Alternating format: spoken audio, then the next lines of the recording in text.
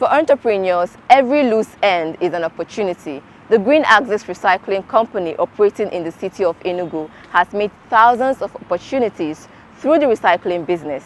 My name is Tracy Dominic, and I show you everything worthwhile about this business.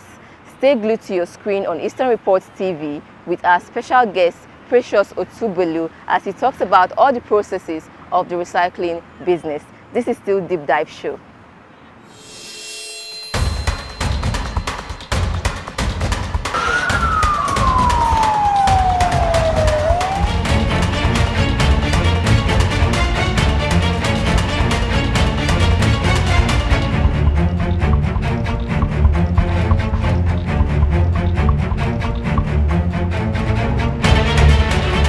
You're welcome to the show. Thank you, Tracy. It's so great to have you on the show. It's My pleasure. a lovely place. It's a lovely thing you're doing here. Please just walk us through the Green Axis Recycling business. What does it stand for? What is it all about? Well, so basically, Green Axis is a social enterprise that focuses basically on providing on-demand waste recovery services. We recover recyclables ranging from corrugated papers, that's what we refer to as cartons. We recover papers, that's exercise books and those in that category, down to plastics, which are the major pollutants in the world. And we also recover some other categories of recyclables like metals, tins, and stuff like that. We recover them from business institutions, from malls, from marketplaces, from households. Then we convert them to our service centers, where we process them, where we sort them, then treat them to the much we can. Then we sell to the manufacturing industries, where those materials are converted to some other valuable and useful product. So just in a nutshell, we capture value from waste. Okay, so do you just go randomly to recover them from any of these places, or you pick your locations? How do you get to pick? So we sign up, we onboard these places where we recover the materials. So like at the moment we have just two we just have two hubs that are operating, one in Enugu East, one in Enugu North, one in Transkulu, one here in GRA. So then this area, these facilities, they cover a particular area. So then we operate from them, covering places around our recycling hubs. So then we service households. Then we go out, because people are not very conversant with what recycling is. People are not very conversant. People do not even know the very correct way to dispose their waste. Some people dispose their way on the go. Some people, when they are done accumulating this pile of trash in their house, they just dispose it in the gutters, waterways, and stuff like that. So we first make it a point of duty to go out there and tell people how they should dispose their waste. Then go ahead to tell them, but if they manage to pack this waste well, segregate them from source, they could also get some incentives from doing that. So once we let this information out, those interested sign up, and then we start either going to recover those materials from them, or they bring it to us. So when recovering these materials from your sources, do you experience any challenges based on the recovery and all? Well, so yeah, as a matter of fact, one of the major challenges we have in the recycling world is logistics. Okay. So you have point A, you have point B. It might be a house and they might just generate small. So figuring a way how to collect all those waste now becomes one of our greatest challenge. But then we're also looking at innovations of how to hack that particular problem. Then on the other hand, then the ability of people to receive the information we are giving to them, to understand the need, and also to understand and abide, because you tell people what to do a whole lot of times and they don't stick to it. So you get they look for the easiest route and just make away with what they want to do. But then just a handful of people are understanding the need to recycle, are keeping their recyclables, are calling us to come and pick up their recyclables, while others still, use the old-fashioned way to dispose of their waste. So do you just leave those people that live the old-fashioned way, or how do you try to convince them? So that's why we are employing various channels. We are on social media, so we reach out to people via social media. That's where we constantly engage them, telling them the importance of recycling. Some people do not know where plastic is from and what happens to plastic after they are done using it, because most of these products are packaging products. So they don't even understand the whole idea behind it. So when you don't understand, you tend not to to go into it. So, but then some of the platform, then periodically we conduct sensitization programs, awareness programs. We do cleanup exercise where we go pick a location while we are cleaning up the area. We tell people, then that activity alone draws attention. Then we use the opportunity to inform people, to educate people, to enlighten them, to tell them, okay, you can actually have these plastics that you throw away in your trash, pack them, then we come pick it up, we bring it up, and you get a little token, even if it's not much. But then what would you gain if you dispose it off irresponsibly? But then at the end of the day, I mean, when you accumulate trash, the problems we are having, for example, in Enugu, when the rains are up now, the clogging of the drainages and stuff like that, is because we dispose our waste. That's like one of our options where we dispose our waste in the drainages, and it doesn't make sense at the end of the day. So we use these channels to disseminate information. Okay, so we're still going to show our viewers practically, but before we show them practically how this whole process goes, can you just give us an insight how the whole recycling process goes from the raw material process to the end product? So I'm just going to categorize recycling in some broad categories. We have the recovery stage. Okay. Yes. Then we have the processing stage. Okay. Yeah. So in the recovery, that's the chain where we are, where we go out there in the field and recover as much as we can of different categories of recyclables.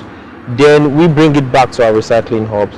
We sort these materials because, for example, for plastics, we have PET plastics, we have high density plastic, we have low density plastic, we have PVC, we have PP. Now all these materials do not go together. Okay. So we have to separate these materials, each for each own, right? Then for every other kind of recyclables, we have to sort them into what they are.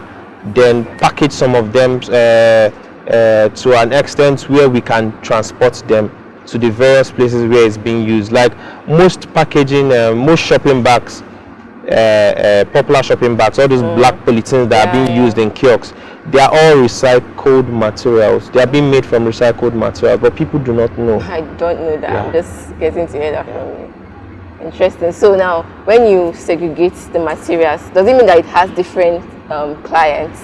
Yes. For each material, there are the final the people that buy them. They are different. Okay. So for example, for carton, those that consume those materials are mills that also convert these materials back to cartons, right? Okay. Then for plastics, for PET bottles, they convert it to fiber. Some of them export it to the European world, where they are being used to use the manufacturing couple of stuffs. For other categories of plastic, for high density and for low density plastics, they are being consumed here in Nigeria. They are used in making packaging bags, and that's so for every material, there are when we are done recovering and sorting them and packing them the much we can, and from that point we now take each one goes to the different So your clients, are they beyond Enugu or? Yes, so for some categories of plastic, they are here in Enugu. Okay. For some other, as far as Onitsha, then others are in the west, Ogun and Lagos to be precise.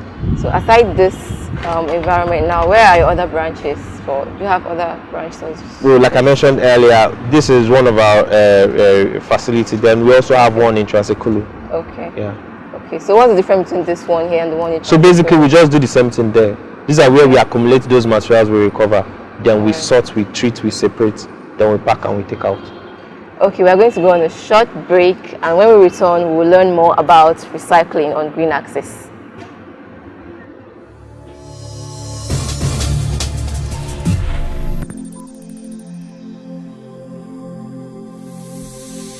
This is Niger Feedback.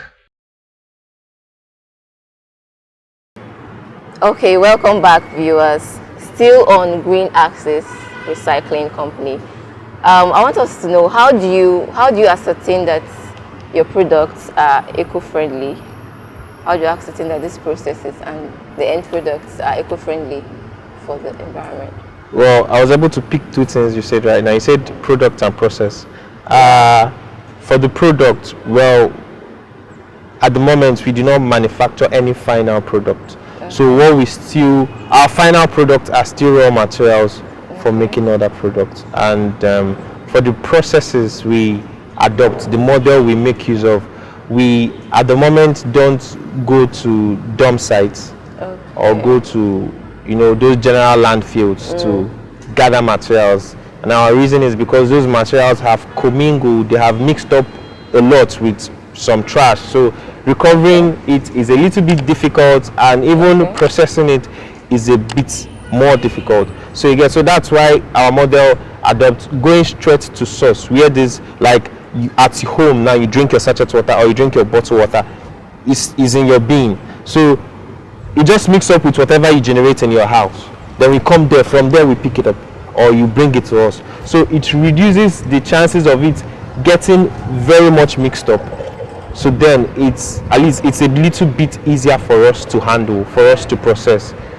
So yes, our model, our processes are eco-friendly, and the product, our final product at the end of the day, are very good, because whatever you want to process at the end of the day, you could get almost a near virgin, we call it near virgin, just almost equivalent to just having those raw materials from source, wherever they are being gotten from.